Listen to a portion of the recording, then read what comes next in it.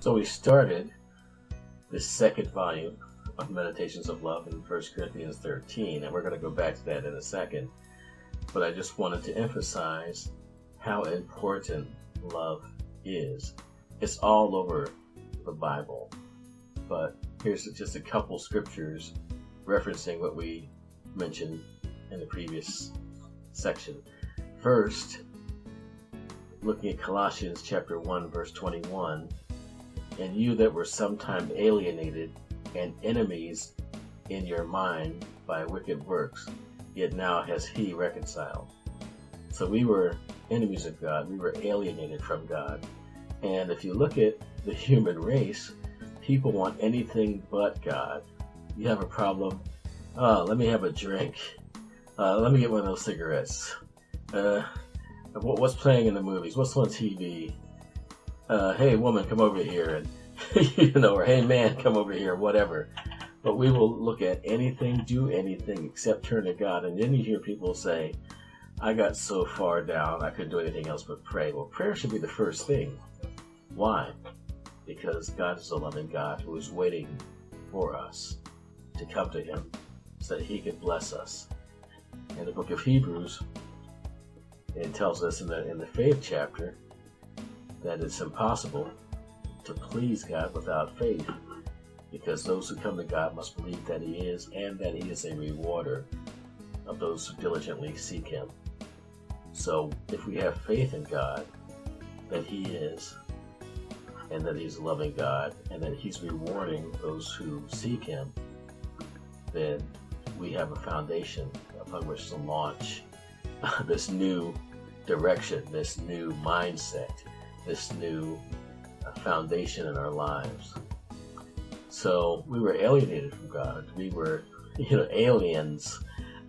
We didn't belong in God's presence. We were from somewhere else, and we were enemies because of the wickedness. Yet he's reconciled us through Christ. Romans chapter 5 verse 10 says that when we were enemies, we were reconciled to God by the death of his Son. Much more, being reconciled, we shall be saved by his life. So when Jesus died on the cross, we became reconciled. When Jesus rose from the dead, we received salvation. Why? Well, John 3:16 says, because God so loved the world. So God pardons the sinner and declares him not guilty because of the sacrifice of Christ, the sacrifice that was made out of love. So let's go back to 1 Corinthians 13, and let's go over the first few verses, 1 through 7, and we're not going to go through all of 7. If I speak with human eloquence and angelic ecstasy but don't love, I'm nothing but the creaking of a rusty gate. Now, verse 1 is interesting because there are so many people that can give great speeches. In fact, our president is known for his great oratory.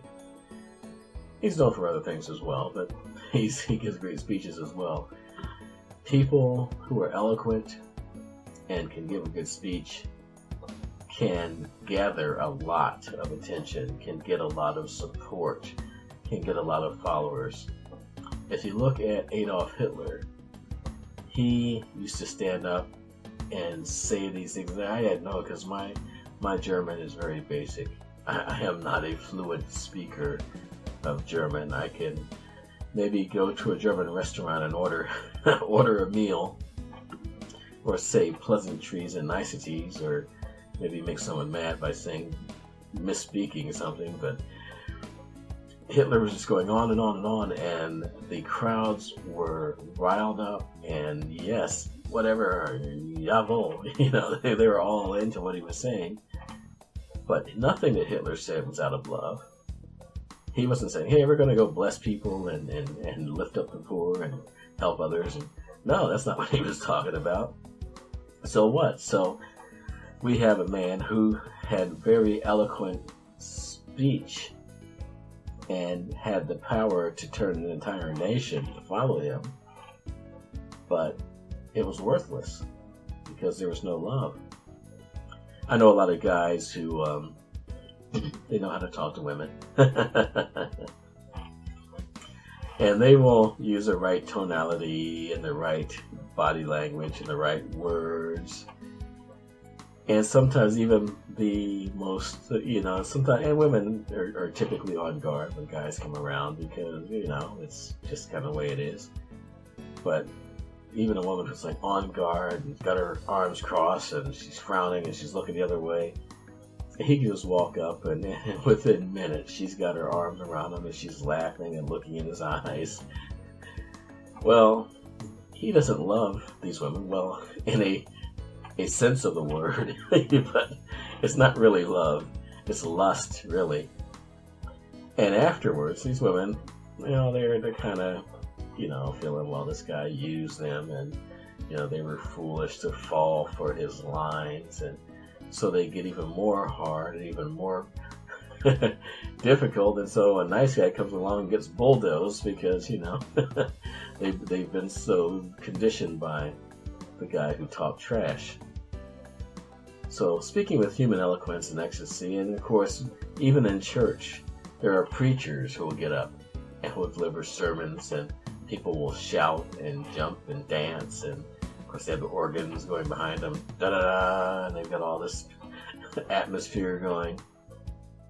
But if all he's trying to do is get money out of your pocket, or if all he's trying to do is get popularity, there's a problem.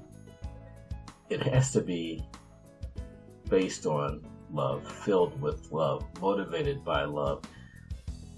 And if love isn't there, it's just the creaking of a rusty gate, which is a teeth-grinding, teeth-chattering, very annoying sound in God's ears. So let's speak words of love.